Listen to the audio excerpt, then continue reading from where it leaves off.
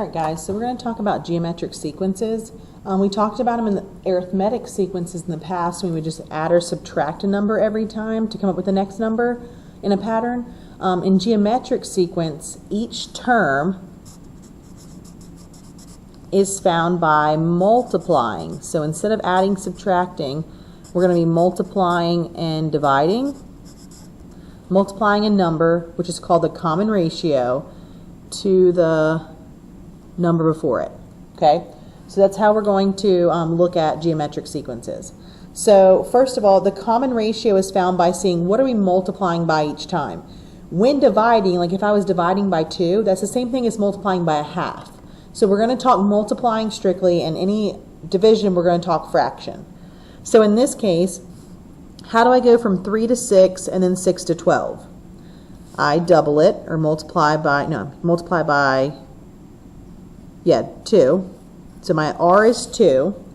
And then my next two terms would be 24 and 48. Okay. Next one I am multiplying by 3. And so my next terms are 36 times 3, and then whatever you get from there, you multiply that by 3. Sorry, let me grab out my, which is 108 and 324. Okay. Next one, to get from 10 to 100 and then 100 to 1,000, I'm multiplying by 10. And if you're not sure of that, if you're not sure what you're multiplying, divide. Take 100 divided by 10, that would give you 10.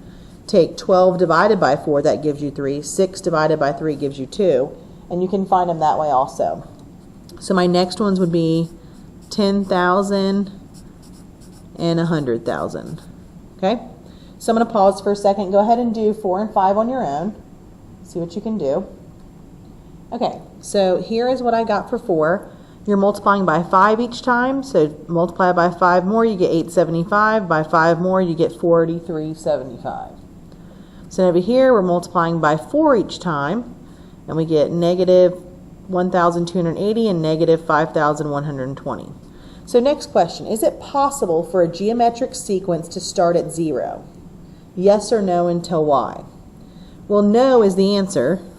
And the reason is, what happens if you multiplied by 0?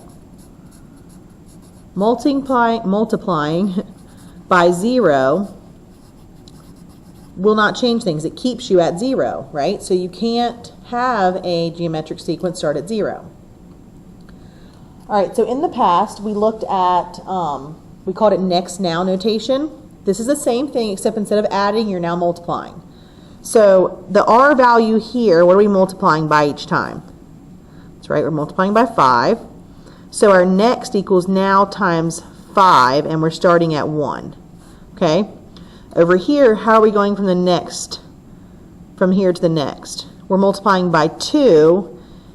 So next equals now times 2, and we're starting at 6. You always have to know where you're starting at so you know where you're coming from. All right, so write the sequences in next now notation. So next equals now times 1/2, right? For this one, because you're halving it. And we would start at 100. For number 2, next equals now times 7, right? We're going to go over to number 6. We're going to skip around. Next equals now times 3, because we're multiplying by 3 each time and starting at 3. Look at number 8. Next equals now times 6, right? And we're starting at 4. So there's a couple of examples for you, next and now. So let's look at practice C. Practice C says, write the first 3 numbers of the sequences and indicate the go on with ... So we're going to start with 1 times 1/3. So we start with 1 multiply by 1/3, we get 1/3. Times that by 1/3, we get 1/9. And of course that goes on, right? So let's look at this one. Start at 2, we're multiplying by 4. 8. 8 times 4 is 32, and we're going on. Okay, number 3. Start at 1. We're multiplying by 1/2, and then multiply by 1/2 again, you get 1/4, and it continues on. Okay, so there's a couple of examples for that one. So that should be pretty, the next now is a pretty self-explanatory. We're taking what you have now, multiplying it by the common ratio, and that gives you your next term. Okay, so looking down here, these geometric sequences are the same thing as an exponential function. So you're taking next equals now times 6, right? 6 would be your b value, or what you're multiplying by. And your starting amount is always the a number, the number out front.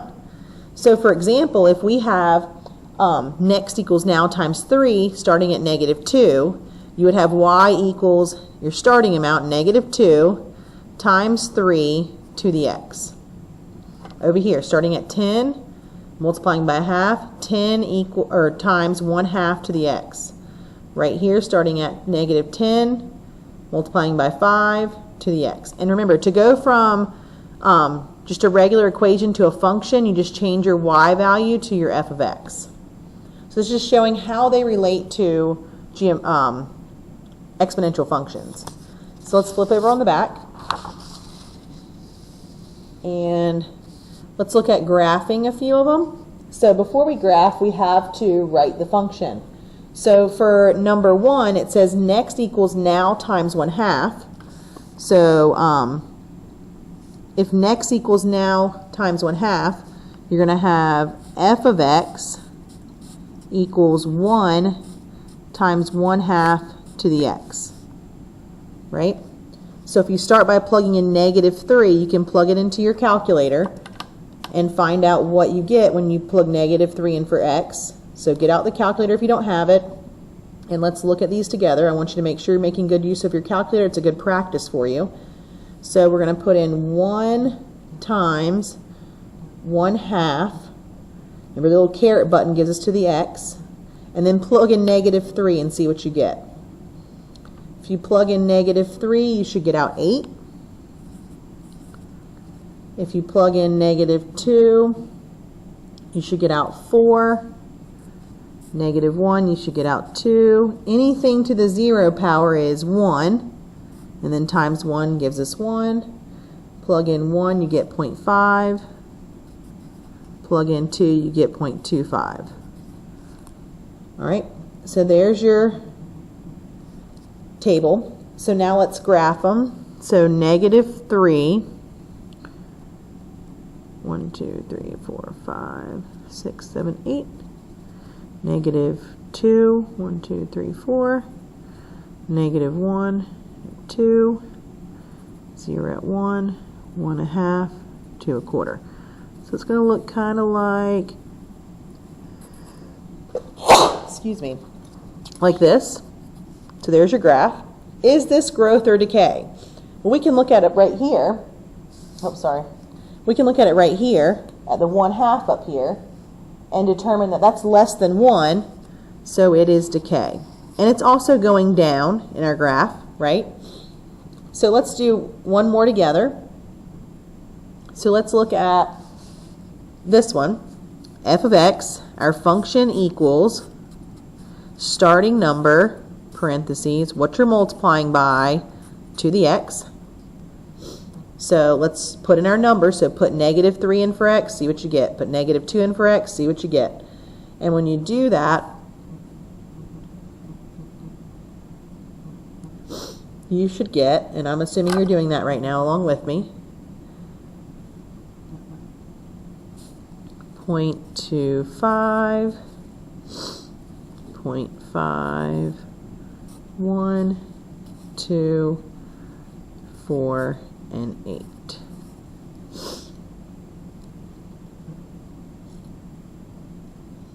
All right, so now if we graph this, we're going to start at negative 3.25, negative 2.5, negative 1, 1,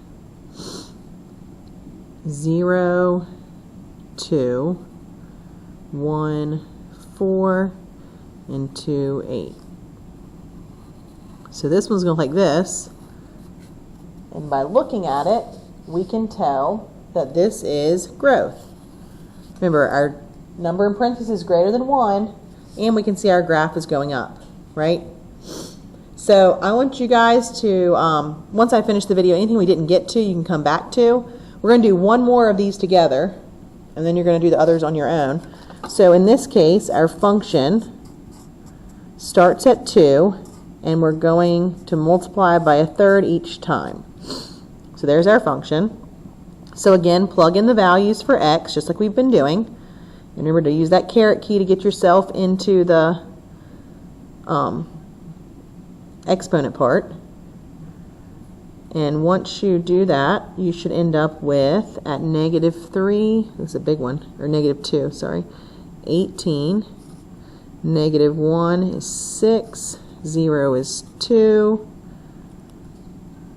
1 is 2/3, or you could have 0.67, and number 2 is 0.22. All right, so at negative 2, these are by 2's going up, but they're by 1's going over. 2, 4, 6, 8, 10, 12, 14, 16, 18. Negative 1, 2, 4, 6, 0, 2, 1 is 2/3, and 2 is 0.22. So we're getting super close again to the, whoops. And this is decay because our number is less than 1 and because we're falling on our graph. Okay? So I'm going to hold those other two for you guys to work on in just a moment. Go ahead and keep following along. So as you recall in arithmetic sequences, we had a formula that involved the first term and your n, and then your d in that one, but this one is your r value. So this is to find the nth term. The nth term is whatever term you want it to be. But whatever term you're looking for, that's what you're going to put in for n. So if you're looking for the second term, n is going to be 2. If you're looking for the 9th term, n is going to be 9. And if you look, this is our a value here. So to get an a value, the starting amount, you want to start off with this being 0. So if our first one is given from our first term is given from a 0 value, our second term will be given from a first value. That's why you subtract 1 each time, because our third term will be given from a second value. 3 minus 1 is 2. So that kind of tells us how the formula comes about. So let's look at a few examples here. So it says, if you know the first term and the common ratio, you can use the rule to find any number in the sequence. So find the requested term of the geometric sequence. So we're looking for the 20th term. That tells us that n is going to be 20 automatically. Okay, so let's slide this down so we can see.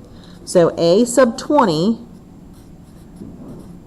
equals your first term, which is 2, times r. What's happening each time here? What are you multiplying by?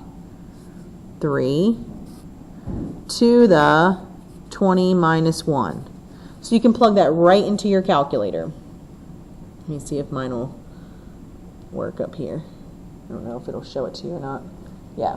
So in my calculator I can say 2 times 3 to the 20 minus 1. That is my 20th term, which is huge. So my 20th term is 2, 3, 2, 4, 5, 2, 2, 9, 3, 4. Okay? So let's look at number 3. Number 3, what's happening each time? We're multiplying by 2. We're looking for the 15th term. We're starting at 12. We're multiplying by 2 to the 15 minus 1, right? That's what our formula says. So again, we will turn our calculators on and we will type in 12 times 2 to the 15 minus 1, or you can just put 14. And you get your number. So it's 196608. All right, so real quick, just to kind of sum things up, the pattern for an arithmetic sequence, when you're adding or subtracting a number every single time, that gives you a linear function or a line. Kind of goes up or down by the same amount each time, a constant, which gives you linear. The pattern for a geometric sequence is exponential because you're multiplying each time, so it's getting higher and higher rather fast or lower and lower rather fast because of your multiplier. Okay? So what I want you to do now is, before you get your other assignment, I want you to go back and do any of these that we missed on the paper. There was a couple problems in each section that we didn't do. So go back and do like 3, 4, 5, 7, 9, 10, 4 and 5 here, and then the ones in the back. So when I come back tomorrow, I want to check to make sure you've completed everything on this sheet. So go ahead and do that first, and when you finish that, then you can talk to the substitute about wanting the other sheet. All right?